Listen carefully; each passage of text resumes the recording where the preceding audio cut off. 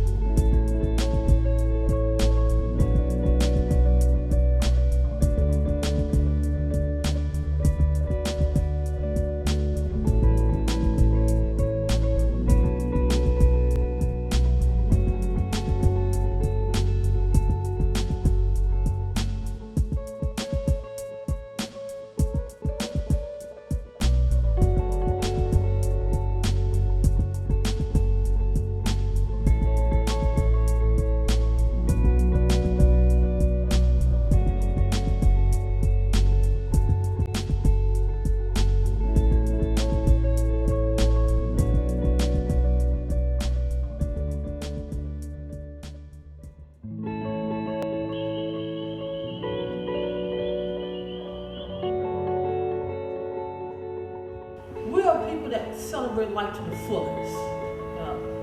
And when we celebrate life, it's a great passion. Okay, we have a passion for food.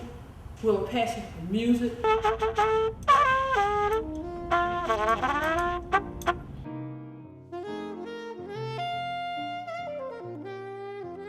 There's lots of places in this world that might look a lot alike, but New Orleans looks nothing, tastes nothing, sounds like nothing, feels like nowhere else I've ever been.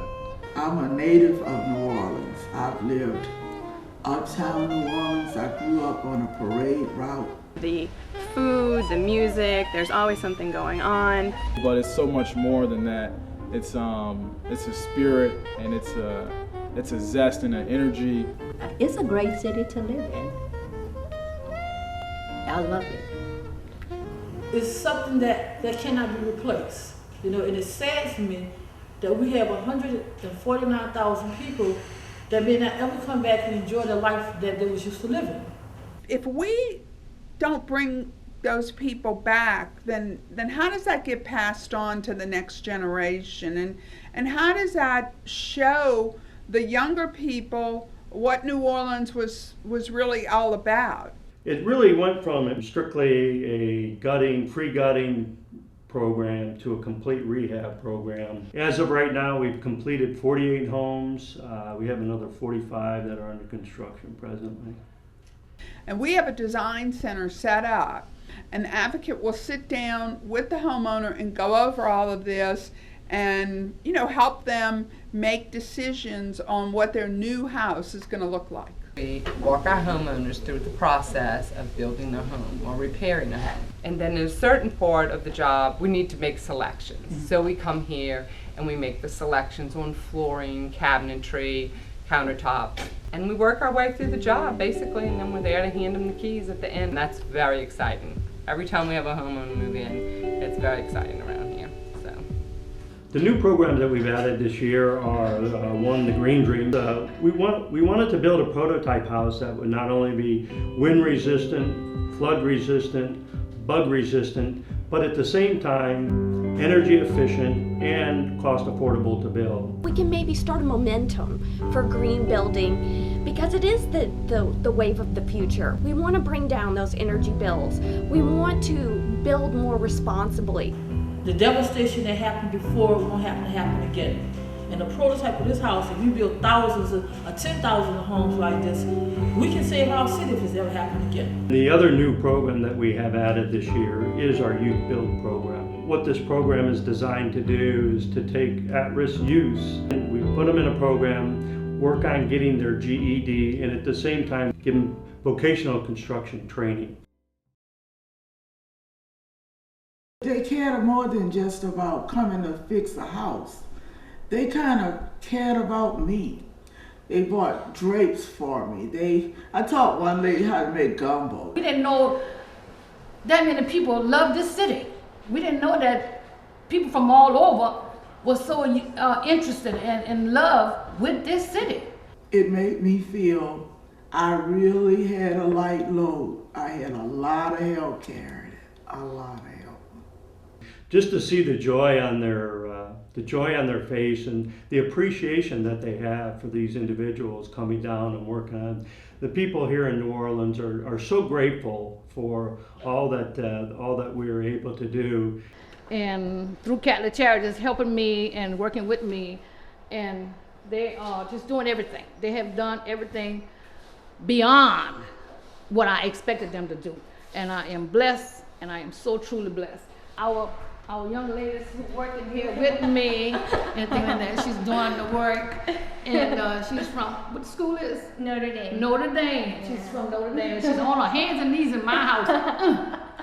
We often get to build relationships with the homeowners, and the volunteers will get to, put a face to a home and a face to the drywall that they've been hanging this week. They're not just, letting us work on their house. They're telling us their stories, telling us what has gone on the past 3 years for them.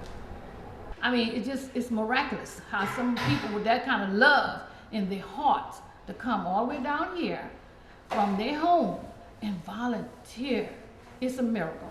I'm loving it so far. I'm really loving it. It's so full of life. The hospitality we've encountered has been incredible so far. I mean, everybody you meet, it's like, oh, you're new in town, come over for dinner. We'll make you some jambalaya. And make sure you go to here, here, and here. And yeah. We probably have a list of 50 restaurants we need to go see in the next 2 weeks if we listen to all of them. I know that when volunteers come here, it's a highly transformative experience for them. You really get a sense that by the time they walk out of this place, they're not the same people that walked in. I would absolutely encourage people to come down. I've already tried to get my friends and family to come meet me down here. I want them to experience the city. Yeah. I mean, there's so much to experience in the people. It's unlike anything else you do, because when the week's over, you can step back and look at this house and say, wow, I laid this floor, I painted this window. It's nice when you can work maybe all day on one thing and then see that there's been some progress. And a lot of them just gave of themselves so much till it looked like beyond what a contractor would have done. Even though maybe the sort of excitement, the call to arms to help after Katrina isn't really here anymore, there's still certainly a need. There's still 2/3 of these neighborhoods are still shut down. There is still need. There is still excessive need. You can't move on if you're still living in the FEMA trail. Okay, you can't move on if your kids don't have a proper school to go to. You can't move on if you don't have a proper hospital. That if you're able to get a group together from your work, from your church, from your neighborhood, and come down here and work with us for a few days or a week or a month to help these people get back home. And that's the only thing I'm asking for help, for money to help rebuild some of these houses for some of these older people and younger people come back home and enjoy the culture that we once had. Don't give up this opportunity to make a huge difference in the world that you live in. Appreciation dinner is a great way to thank the volunteers for coming down and helping out rebuild the city. It's our way of saying thank you for coming to New Orleans, and thank you for all the work that you do. And I think as many people who can experience this should. It's the city that's worth saving. You don't just rebuild homes, you're rebuilding people, and that's an invaluable experience. We need our houses back. We need our independence back. We need all that back. I thank God for you all. I really do. All things working together for our good. It's a better New Orleans. And in the next 20 years, I'm hoping and praying to God that my children and my grandchildren can stand on New Orleans soil and say, we back, and we did it.